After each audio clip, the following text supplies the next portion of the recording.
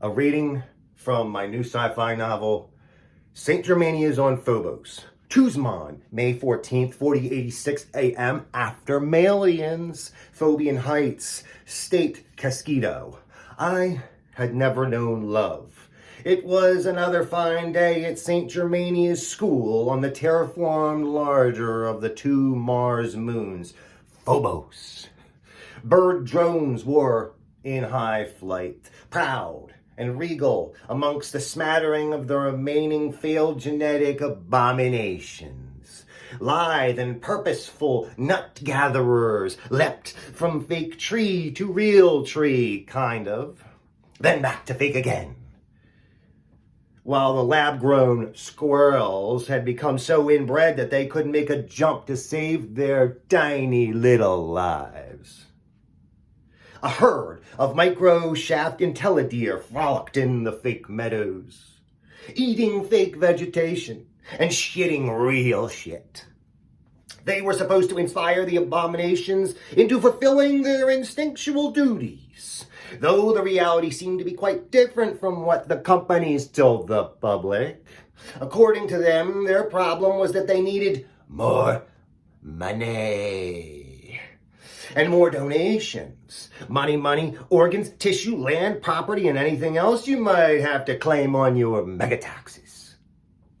In the spirit of an early pre-singularity biblical legend referred to as Noah's Ark, humanity tried to drag as much flora and fauna with them wherever they chose to colonize next, before a magnetic surge propelled the sun and it swallowed Tellus Mater, once called Earth of all the silly words. A fleet of massive interplanetary freighters brought whatever they could catch with their rocket bolos and elect stun nets. Thousands of beasts that had so far survived extinction were subdued and packed up in magna crates. Everything that should have been golden. But the punishing conditions of the planet, solar radiation, and additional environmental toxins rendered these original genetic replications surrealistically horrendous to behold. What? You say you're not here for that? Okay then. It is said in the Epoch Neo-Bible, written at the height of the Golden Age in 3:08 a.m. by the blessed autonomous severed hand of Salacia the Wise. Footnote 1. One of the first all-mash feminines to be granted basic human rights. Salacia was a beloved figure in her day until, in the year 3:05 a.m., she was diced into pieces by the jealous Covenantess turned Baroness Robichaud. Her severed autonomous robot hand wrote the Epoch Neo-Bible with Mosu Idino Guineverius.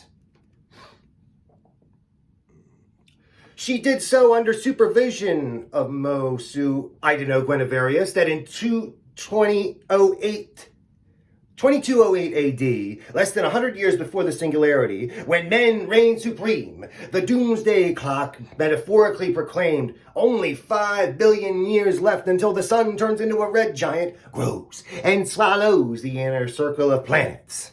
Mankind responded by saying, "Hold my beer, sugar tits, I got this." So after the collapse of the fossil fuel industry, global reserves having run bone dry in 2060 AD, solar power became the primary mode of energy. The greedy mega-industrialists at World Shakers, Inc. concocted a way to increase the energy output of the star called the solar nexus. For a time, it worked. Profits soared until a manufacturing pre-fusionomic governor caused a chain reaction that changed history forever. The planetary orbit was ultimately compromised and Tellus Mater was magna pulled into the sun. Despite the mutants, many go as far as to call them monsters, the world surrounding my people was quite beautiful, even if it was almost completely artificial. For example, the clouds were extra fluffy, the rain when it came was a pleasant drizzle, and the sky was programmed as it should be, blue and beautiful, and quickly altered if that was the user's intention. Do you want the sky purple over your property? No problem. There were 32,000 colors, including such favorites as red, hot pink, periwinkle blue, shit brown, and even tie-dye if you're some weird neo-hippie type. Whatever the case, Uber Corp's weather tech systems got you covered. Now, if only societal mores and gender expectations could be changed with such ease.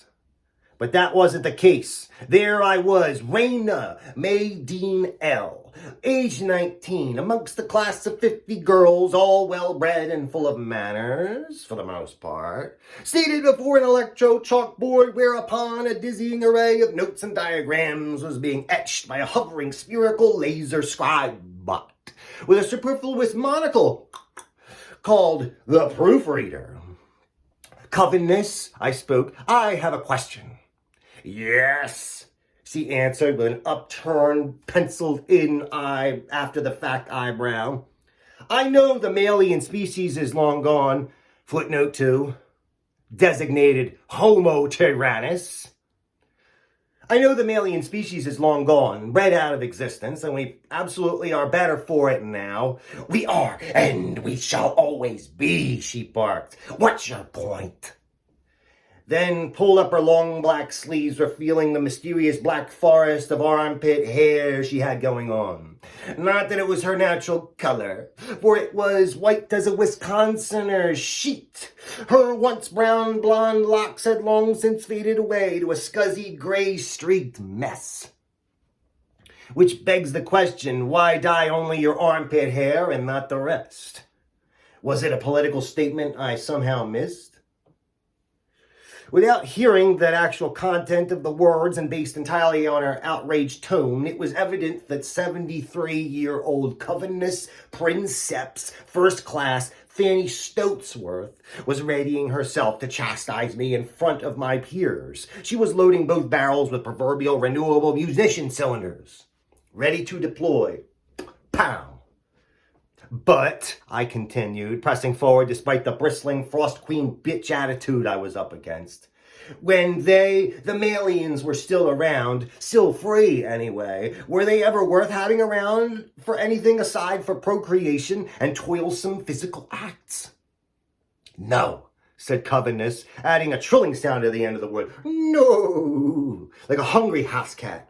In fact, they oftentimes weren't even good enough to fulfill those two woo-woo minimal duties. Half the time their seminal proboscis on their lower halves either didn't work or worked at the wrong time for all the wrong reasons.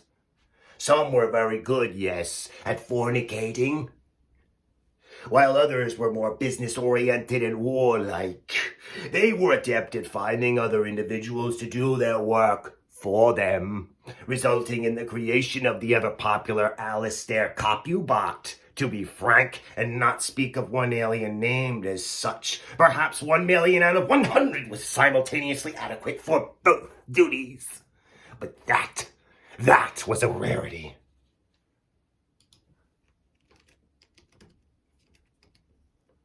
Covenness, with a decided slowness that put me on guard, placed her hands behind her back, laced her spindly claws together, and walked at a plodding pace up the aisle towards my seat. A thin sheen of sweat broke out upon my forehead. I wiped it away with the back of my hand, but it smeared some of my makeup, and I knew Covenness could punish me for doing such a thing. She loomed over me. I could smell her breath and body odor like a recently turned batch of sea cucumber and mayo X salad. Have you perchance been perusing the annals of yesteryear? Said Covenness. No more than was necessary to fulfill my educational obligations to this great grand school, I answered. Mistress, ma'am. And that's 10 minutes, so tune in for more St. Germania is on Phobos, on IGTV and other places. Yeah.